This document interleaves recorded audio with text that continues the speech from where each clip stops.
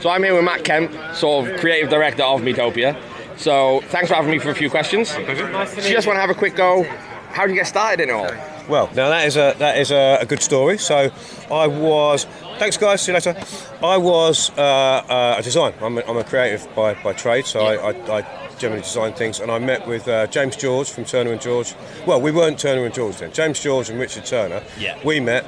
James sort of wanted to get some advice on a brand, so we formed a. Don't know if you remember. We formed a brand called East London Steak Company. I remember a few years ago. Yeah. And our premise was just to get really good steak out to people, you know, in a box. This was before Amazon Fresh, before, you know, and I don't even supermarkets were delivering, you know. And I got kind of hooked on good meat. I didn't know what good meat was before, I don't think.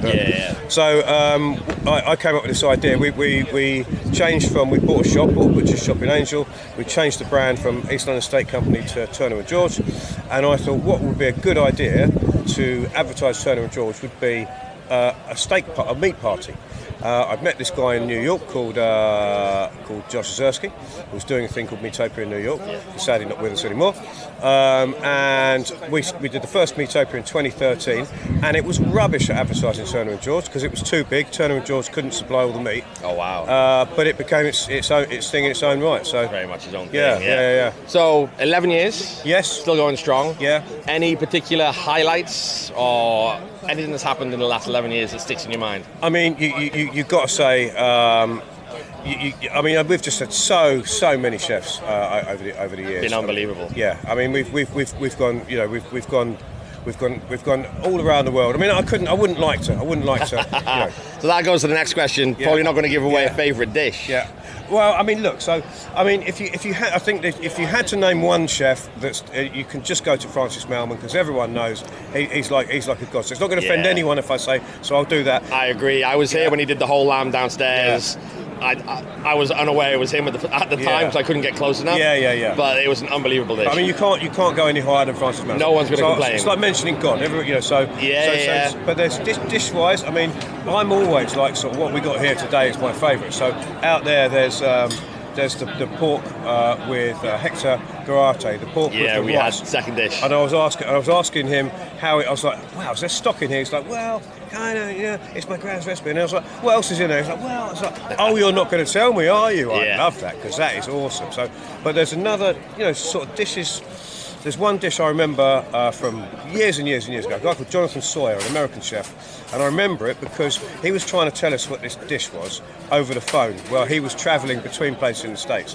And it was a duck neck bologna, right? Yeah. So it's like basically duck neck stuffed with it. He was telling us all the things we needed, and we were just thinking, this guy's mad, he's insane. What does he want? And we were just thinking, this is just going to go wrong.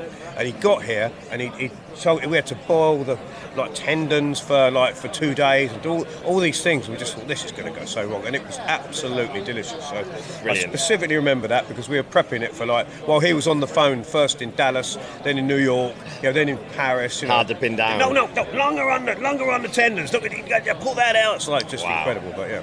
I remember there was a guy here who did a porchetta with beef a few years ago with beetroot, and that the first slice of that was unbelievable. Off the hook, And the final question is, obviously you've gone up to 4 days after last year. Yes. So it's 4 days again this year. Yes. Queues out the door. Yes. Do you see yourself going above and beyond tobacco docks or something bigger, or do you feel it's the perfect venue for what you've got now? This venue is the perfect venue for Meatopia London. I mean, it's the kind of spiritual home. We went to Dublin for 3 years, which was great. I would say watch this space. I'd see us possibly next year going somewhere north of London. Okay. They're quite north. But I can't say any more. We're not. That's a rumour. It's fine by me. I'll be there wherever it is. But yeah, I mean, it's you know, it takes a lot to put this one on. I can only imagine. We spend most of the year doing it, but we've got a great team who could do more. So I think we're not ones for doing things too quickly. So it's taken us, you know, in fact, 12 years because we missed one out for COVID. Oh, that's true. Yeah. And slow and steady though is the way it works. Slow and steady. It's all about the quality. Very much like barbecue, slow and steady. Exactly. Yeah. Anyway, Matt, thanks for your time. I'll let you get back. Absolute pleasure. Yeah, thank you very much. Thanks for coming. No problem. Thank you. Thank you.